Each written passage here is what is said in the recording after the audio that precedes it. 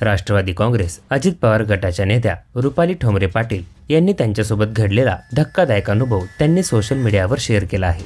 दोन बेवड्यांनी रुपाली पाटील आणि त्यांच्यासोबत असलेल्या महिलेचा पाठलाग करण्याचा प्रयत्न केला, पण पुढे जे काही घडलं ते भयानक होतं। काय आहे प्रकरण ते जाणून घेण्यापूर्वी चॅनलला सबस्क्राईब करायला विसरू नका। रुपाली पाटील यांनी सांगितलं की आज संध्याकाळी 7 ते 7:30 या वेळेत भोर येथील पिसावरे या गावात आमचे बंधू अण्णा बांदल यांच्या घराची वास्तुशांतीसाठी निघाले। मनीषताई कावेडिया, पूनम गुंजाळ हे त्यांच्यासोबत होत्या। भोरमधून नांद या गावाकडचा मधला रस्ता हा अत्यंत शांत आणि छोटे रस्ते। आम्ही ज्या दिशेला जात होतो त्या विरुद्ध दिशेने 2 व्हीलरवर 2 इसम गाडीला किक मारत होते। ते फुल पिलेले होते। आम्ही आपलं पुढे निघालो। महिला पाहून ते गाडीचा पाठलाग करत आमच्या मागे मागे जवळपास 1.5 ते 2 किलोमीटर आले।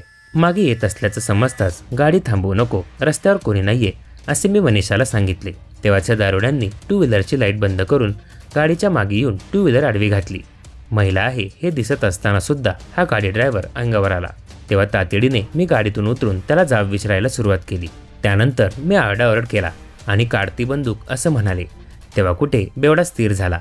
त्यानंतर त्याला माझी ओळख कळाली। मग रुपालीताई ठोंबरे पाटील आहे म्हटल्यावर त्याने तिथून पळ काढला। हे घडल्यावर क्षणभर मनात विचार आला, माझ्या जागेवर जर इतर कोणी महिला असत्या तर या 2 बेवड्यांनी काय केलं असतं याचा विचार न केलेलाच बरा। रुपाली पाटील यांनी लिहिलेल्या पोस्टमध्ये महिलांना सक्षम व्हा असा सल्ला दिला आहे। आपली सुरक्षा आपल्यालाच करावी लागते। वेळप्रसंगी काली, दुर्गा यांचा अवतार घ्यावाच लागतो असे त्यांनी म्हटले आहे। दारू पिऊन फिरणाऱ्या लोकांवर कारवाई झालीच पाहिजे अशी मागणीही रुपाली पाटील ठोंबरे यांनी पोस्टमधून केली आहे।